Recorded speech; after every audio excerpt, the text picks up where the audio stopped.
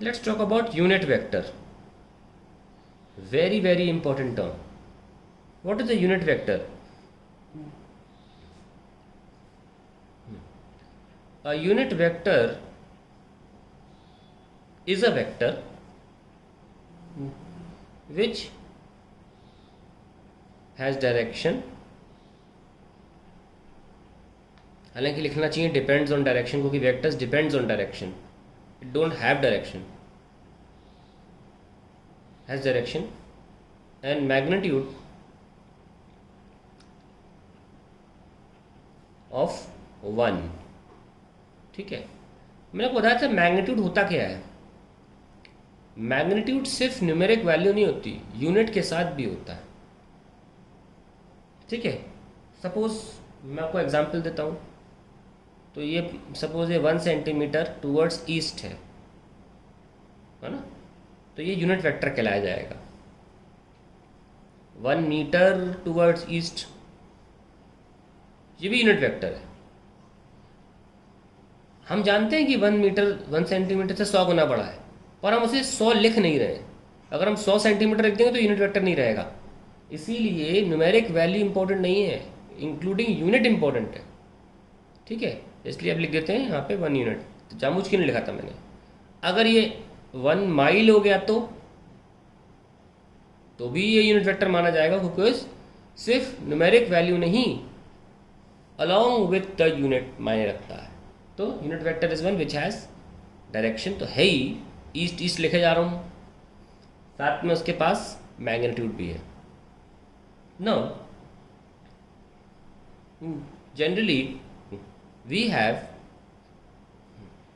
3 directions, x, y और z। कैसे? ये y, ये x और ये z। ये किसी भी दिशा में हो सकते हैं। ये मत सोचिए x राइट साइड ही होगा हमेशा। x एक्सिस यहाँ ले सकता हूँ मैं, y यहाँ ले सकता हूँ, z यहाँ ले सकता हूँ, कोई फर्क नहीं पड़ता इस बात से, देखने का नज़रिया है। वजह ये है इसकी कि अगर मैं एक्स वाई जेड ऐसे बना रहा हूँ, एक्स वाई जेड, तो पन्ना पलटते ही मेरा एक्स इधर हो जाएगा, है ना। तो क्या एक्स बदल देंगे क्या? नहीं। इसी प्रॉब्लम को दूर करने के लिए हमने एक्स को फिक्स कर दिया। कैसे? कि x direction will be depicted bye a unit vector. हमें तो सिर्फ डायरेक्शन देखनी है ना, तो हम उससे मैग्नीट्यूड क्यों दें, 1 से काम चला लेंगे, तो डायरेक्शन देखनी है। यूनिट वेक्टर कौन सा? आई कैप। कैसे लिखते हैं? आई कैप, इसको बोलते हैं कैप। और इतना पोर्शन क्या दिखाता है? ये आई अकेला दिखाता है direction of X axis.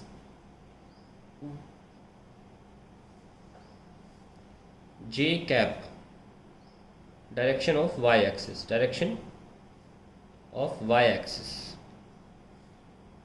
K cap direction of z axis. And remember, just like x, y, z, I, j and k are mutually perpendicular, just like your Fleming's left hand rule, mutually perpendicular। आपस में तीनों 90 degree पर हैं, है कि नहीं? तो अगर मुझे आई वेक्टर को कैसे लिखना होगा, उसके मैग्नीट्यूड और उसकी डायरेक्शन को दिखाते हुए, तो उसका डायरेक्शन कितना है? 1, मैग्नीट्यूड तो 1 है और डायरेक्शन आई कैप है। आई कैप को 1 आई कैप भी लिख सकते हैं, तो 1 भूले नहीं। जे कैप क्या होगा, ताकि याद रहे कि ये 1 है, मैग्नीट्यूड 1 है, जे 1 जे कैप, और के कैप क्या होगा? 1 के कैप, है ना। तो आइए हम आई प्लस जे करके दिखाते हैं पहले आपको, आई प्लस जे कैसे निकाला जाएगा। सपोज आई प्लस जे करना है मुझे, आई कैप प्लस जे कैप। कैसे? आई तो एक्स एक्सिस की दिशा में होगा और जे ऐसे होगा, है ना। जे तो हमेशा ऐसे होगा 90 वाई एक्सिस की तरफ। तो रिजल्टेंट क्या होता है? ये आई प्लस जे। लेकिन इस रिजल्टेंट की लेंथ क्या होगी? सिंपल फॉर्मूला रिजल्टेंट का, A square plus B square plus 2ab cos theta.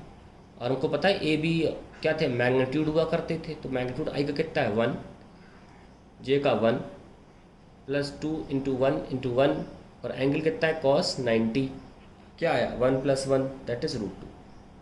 इतनी राम कहानी से बेटर था कि जब भी वेक्टर्स 90 डिग्री पर होते हैं पाइथागोरस लगा लो। क्या लगाया, Pythagoras 1 square plus 1 square 1 square plus 1 square, क्या आया √2। लेकिन अब पाइथागोरस से बाहर निकलिए, अगर कोई वेक्टर आपको आई जे के में गिवन है, हमेशा ही पाइथागोरस लग जाएगा, तो क्या करोगे? ज़रूर थोड़ी ना आई के आगे जे के आगे नंबर ना लिखा हो, क्या पता ऐसे दिया हो आई प्लस 2j। आप बना के देख लो, ये आई है और 2j क्या होगा, यूनिट का दुगुना यानी कि 2 गुना। लो अब भी तो पाइथागोरस से निकलेगा आंसर। ये अगर 182 है तो ये क्या होगा 1 स्क्वायर प्लस 2 स्क्वायर। लो 5 तो √5 तो अब भी आ रहा है। तो क्यों ना एक जनरल फॉर्मूला बना लें कि अगर कोई vector X I plus Y J ऐसे दे रखा है तो उसका आंसर क्या आएगा, X square plus Y square. Yes और नो, आएगा ना, सिंपल। सो अगर कोई वेक्टर दे रखा आई प्लस 3j, सीधे 1 square plus 3 square √10, 2i plus 3j 2 square plus 3 square √13। Direct दिमाग में पाइथागोरस रखो और करते रहो, फॉर्मूला भी आ गया अब तो आपके पास। और अच्छी तरीके से मैं लिख के दिखाऊँ, और इस तरीके से सपोज आर है एक्स आई प्लस वाई जे, तो लिखते हैं कोएफिशिएंट ऑफ आई का स्क्वायर प्लस कोएफिशिएंट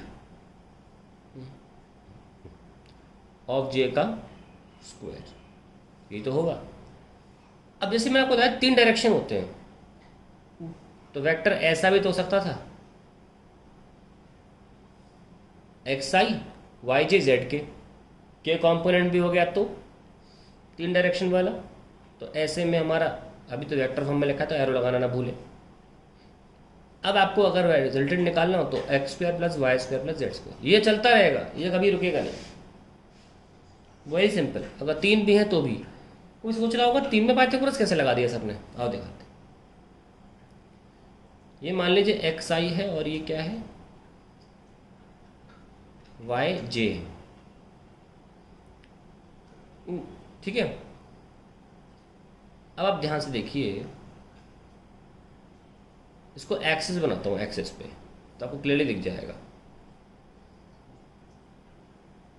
सपोज एक आदमी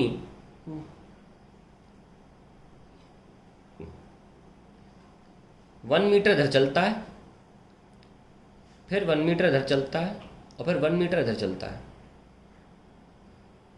ना।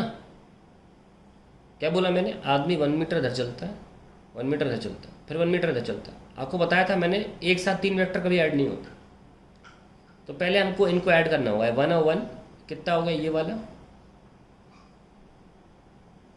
√2 पाइथागोरस से। अब ध्यान से देखिए, ये जो वेक्टर है दीवार पर है और दीवार से बाहर निकल रहा है ना। अब इन दोनों को अलग से बना लेते हैं, ये भी 1 मीटर है, तो एक वेक्टर तो आपका दीवार पे है और एक वेक्टर आपका दीवार से बाहर निकल रहा है, तो इनके बीच में एंगल 90 डिग्री नहीं हुआ है ना। ऐसे मान के चलिए, ऐसे ये वेक्टर जो मैं दिखा नहीं पा रहा हूँ 3D में, ये एक्चुअली पेन ऐसे खड़ा हुआ है। अब बताइए, एक ये है और एक ये है, तो ये पाइथागोरस नहीं लगेगा इस ट्राइंगल में, लगेगा ना। फिर देखो, अगर ऐसे दिख रहा, ऐसे दिख जाएगा 90 डिग्री मानना, लेकिन ये एंगल क्योंकि पेपर बाहर आ रहा है, एक ऐसे तो ये पाइथागोरस का लाइन नहीं है ना, लग गई ना पाइथागोरस की लाइन। अब शायद दिख रहा, देख सकते हैं ऐसे, ये देखो, तो ये फाइनल हो गया रिजल्टेंट एक्स और वाई का, और ये देखो जेड बाहर आ रहा है। तो अब देखो इनके बीच में जहाँ पेन की ये पॉइंट है, यहाँ पे 90 डिग्री दिख रहा है ना, तो यहाँ से लेकर पेन की टिप तक पाइथागोरस हाइपोटेन्यूज बनेगा ना, तो फिर पाइथागोरस लगा देंगे। तो इसीलिए जब हमने 2 का सॉल्व किया, R1 मान लो उसे √2 और R2 1 आ गया और उनके बीच में एंगल 90 डिग्री है, तो फिर से जो R3 है वो कैसे सॉल्व हुआ, √2 का स्क्वायर प्लस 1 का स्क्वायर, या ऐसे लिख सकते थे 1 कितना है ये 2 आ गया ना, इंस्टेड ऑफ √2 का square we could have written 1 square plus 1 square, क्योंकि आफ्टर ऑल ये भी 2 आएगा और √2 का स्क्वायर भी 2 होता है प्लस 1 स्क्वायर, तो इसीलिए √3 आ गया। तो इसीलिए कह रहे हैं कि x square plus Y square plus Z square X plus Y plus Z का आंसर होगा पाइथागोरस 2 स्टेप में लगा है। That is about unit vector. ना यूनिट वेक्टर का फॉर्मूला कैसे लिखा जाए, वेरी सिंपल। आपको कोई नंबर 4 मिला है, आपको 1 बनाना है, कैसे बनाओगे, 4 से डिवाइड कर दो।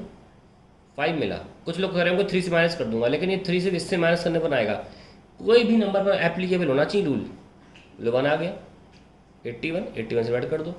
हमेशा 1 लाना है तो क्या करोगे, डिवाइड द सेम नंबर। तो अगर आपके पास एक वेक्टर है ए और आपको इससे यूनिट वेक्टर बनाना है तो क्या करोगे, आप वेक्टर को उसके मैग्नीट्यूड से डिवाइड करोगे, एरो नहीं लगाओगे क्योंकि सिर्फ मैग्नीट्यूड है।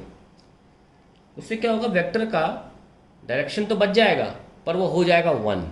तो ये है डायरेक्शन ऑफ यूनिट वेक्टर। तो यूनिट वेक्टर का फॉर्मूला ये होता है, it is the ratio of the vector to its magnitude. तो यानी कि हम एरो से करके दिखाएं तो ये वेक्टर था, डिवाइड किया उसके मैग्नीट्यूड से, तो एरो ने एरो को काट दिया, क्या बचा, कैप, इसीलिए कैप लगाते हैं। ये मैं ही बोल रहा हूँ, अच्छा लगता है सुनने में कि कैप लगाते हैं इसलिए बोल दिया मैंने, ऐसा कुछ है नहीं। ये मैंने सोचा था ऐसी कि कैप बच गई, छोटे में मैं सोचता था अरे कैप कैसे आई, तो मैंने ऐसे निकाल लिया था लॉजिक कि कैप बच गई क्योंकि एरो ने एरो को काट दिया। लेकिन मुझे आज रियलाइज़ होता है कि कितना अच्छा तरीका है रटने का कि यूनिट वेक्टर का फॉर्मूला क्या है, एरो एरो कट गए, क्या बची, डायरेक्शन, बस। ध्यान रहे आपको, यूनिट वेक्टर फॉर्मूला ये है। सपोज आपको यूनिट वेक्टर निकालना है, आपके पास कोई एक वेक्टर है i plus 2j, find unit vector of i plus 2j। Formula क्या है, R cap, R vector upon R vector तो i प्लस 2j है ही, और r क्या होगा, square root of 1 square plus 2 square. पता है ना किसी वेक्टर का मैग्नीट्यूड कैसे निकालना है, i और j के कोफिशिएंट का स्क्वायर करके ऐड करके रूट चला दीजिए। तो i प्लस 2j अपॉन √5, तो क्या आंसर आया यूनिट वेक्टर का, i प्लस √5 प्लस 2/√5j, ये आंसर आ गया यूनिट वेक्टर का। अगर आपको चेक करना हो तो चेक कैसे करोगे, ज़रा इस r यूनिट वेक्टर का मैग्नीट्यूड निकालो। कैसे, i के कोफिशिएंट क्या है 1/√5 का स्क्वायर, j का कोफिशिएंट क्या है 2/√5 का स्क्वायर, तो क्या आ गया 1/5 प्लस 4/5, ऐड करिए 5/5, क्या आ गया 1। That is the final answer.